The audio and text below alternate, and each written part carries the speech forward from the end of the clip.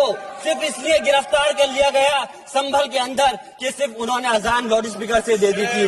अफसोस है कि आज हमारे साथ ऐसी ज्यादती हो रही है। मैं आज यहाँ मजलूमों की आवाज बनकर खड़ा हूँ। उन करोड़ों भारतीय मुसलमान और अल्पसंख्यकों की जद्दोजहद और हक की बात करना चाहता हूँ जो इस देश का अटूट हिस्सा हैं। मेरे अल्फाज बंटवारे के नहीं बल्कि इत्तेहाद के हैं। मेरे अल्फाज मायूसी के नहीं बल्कि एक उम्मीद के हैं। ऐसी उम्मीद जो कि हमारे इस देश को जोड़ना चाहती है। हमारे संविधान को बनाने के लिए हमारे बाबा भीमराव अंबेडकर साहब, मौलाना अबुल कलाम आजाद साहब, डॉक्टर जाकिर हुसैन साहब ने मिलकर के इस संविधान को बहुत मेहनत के साथ बनाया था। ये सिर्फ किताब की शक्ल में देने के लिए नहीं है। आज संविधान के उस पर मैं कहना चाहता हूं कि भारत का संविधान इंसाफ, आजादी और भाईचारगी की जिंदा गवाही है और ये गारंटी देता है कि नागरिक हर मजहब, जात या नस्ल पर इज्जत के साथ गुजार सकते हैं जिंदगी। लेकिन अफसोस है, एक मुस्लिम रहनुमा की हैसियत से मुझे इस दस्तावेज पर बेपनाह फख्र है जो कि दस्तावेज जो संविधान हमें इजाजत देता है। आर्टिकल 15 के मुताबिक किसी भी नागरिक को मजहब, जात, लिंग, नस्ल या जन्म के स्थान पर भेदभाव नहीं किया जाएगा। आर्टिकल 19 में बोलने के, अभिव्यक्ति की आजादी का हक दिया गया है जो कि हमारे अधिकारी को हक की आवाज को छीनने का आप काम कर रहे हैं। आर्टिकल 25 अपने मजहब को मानने और उस पर अमल करने की आजादी देता है। आर्टिकल 29 के तहत अल्पसंख्यकों के हकों की हिफाजत करने के लिए प्रावधान किए गए हैं।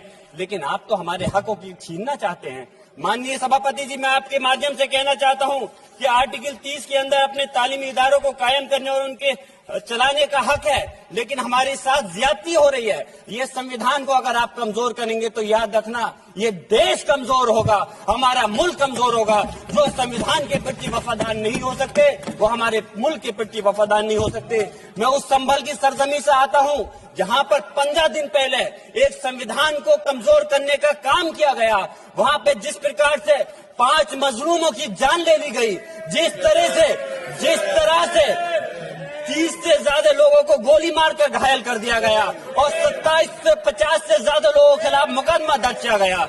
मैं पूछना चाहता हूं माननीय सभापति जी, मैं सांसद हूं, मैं अपने मुकदमे का, मैंने कहा था मुझे डर नहीं है, मेरे खिलाफ मुकदमा लिखा गया, मैं वहां मौजूद नहीं था और ये मुकदमा जो हमारे चाहे विपक्ष के सांसद हो या सत्ता पक्ष के सांसद हो, आप याद रखिए जनता की आवाज हो, जनता के बीच में जाकर के आपके जवाबदेही बनती है। और मैंने अपनी जनता की आवाज को उठाने का काम किया तो क्या गलत किया था? माननीय सभापति जी, सिर्फ इस बुनियाद पे मुकदमा लीजिए गया। आज मैं आपको बताना पॉइंट पे बोल रहा हूँ, संविधान पर ही बोल रहा हूँ। माननीय सभापति जी, आज मैं चाहता हूँ उन लोगों को इंसाफ मिलना चाहिए जिन्होंने ज्यादती की है, उनको सजा मिलनी चाहिए। और आज एक इमाम को सिर्फ इसलिए गिरफ्तार कर लिया गया संभल के अंदर कि सिर्फ उन्होंने अजान लाउड स्पीकर से दे दी थी। अफसोस है कि आज हमारे साथ ऐसी ज्यादती हो रही है। माननीय जज जी, हमारे संविधान किसानों को मजबूती की बात करता है जो इस देश की रीढ़ की हड्डी है। 130 किसान जो 10 दिन से ज्यादा समय से जेल में बंद हैं, आप किसानों को हक नहीं दे पा रहे तो किसको हक देने का काम करोगे? मैं अफसोस करता हूँ आज पूरे प्रदेश और मुल्क के अंदर जिस तरह से हमारे लोगों की हिफाजत नहीं की जा रही। एक मॉब लिंचिंग सिर्फ धर्म के नाम पर, अगर कोई मुस्लिम है, ओबीसी है या पिछड़ा समाज का, एससी समाज का है तो नाम पूछ करके उसकी हत्या कर दी जाती है। बुलडोजर चलाए जा रहे हैं। हेट स्पीच, अगर कोई हम कुछ बोलते हैं तो हेट स्पीच करके मुकदमा दर्ज कर देते हैं। और जो हमारे धार्मिक आका हमारे सल्लल्लाहु अलैहि वसल्लम की शान में गुस्ताखी करता है उनके खिलाफ कोई कार्रवाई नहीं। मेरे पास समय कम है, इसलिए तेजी के साथ में मुझे बोलना पड़ रहा है। माननीय सभापति महोदय जी, ये सवाल बंटवारे का नहीं बल्कि हम वतनों के लिए जिनका जमीर मर गया है उनके जमीर को जिंदा करने के लिए है। हम चाहते हैं इस देश की आजादी, हमारी देश की, सभापति जी बस मैं अपनी बात खत्म कर रहा हूँ, 1 मिनट। हमारी देश की आजादी के लिए मैं ये कोई बंटवारे की बात नहीं कर रहा, लेकिन हमारे मुस्लिम और हिंदू समाज सब लोगों ने मिलकर के इस देश को आजाद कराने का काम किया था। आज उनके साथ ज्यादती क्यों की जा रही है?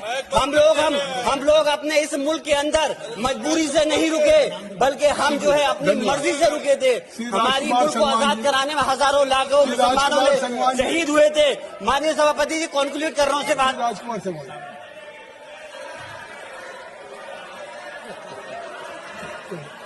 आप कंक्लूड करें ना, आप कंक्लूड कर। माइक माइक है आगे। शुक्रिया माननीय सभापति जी। बिल्कुल माइक मैं आ एक गया। मुस्लिम और अल्पसंख्यक रहनुमा के तौर पर मैं अपनी बिरादरी के लिए खास हक के मुताबिक नहीं करता। मैं सिर्फ ये चाहता हूं कि आईना के बाद संविधान के मुताबिक हर नागरिक के लिए जो वादा किया गया उसे पूरा हो। हुकूमत से कमजोर की हिफाजत को यकीनी बनाए और नफरत फैलाने वालों को सजा दे। और मैं अपनी बात इस शेर के साथ खत्म करना चाहता हूं जो कि हबीब जालिब का शेर है। ऐसे जुल्म सुबह बेनूर को मैं नहीं मानता, मैं नहीं जानता। मैं भी खाइफ नहीं तख्ताए दार से, मैं भी मंसूर हूं कैदो अगियार से।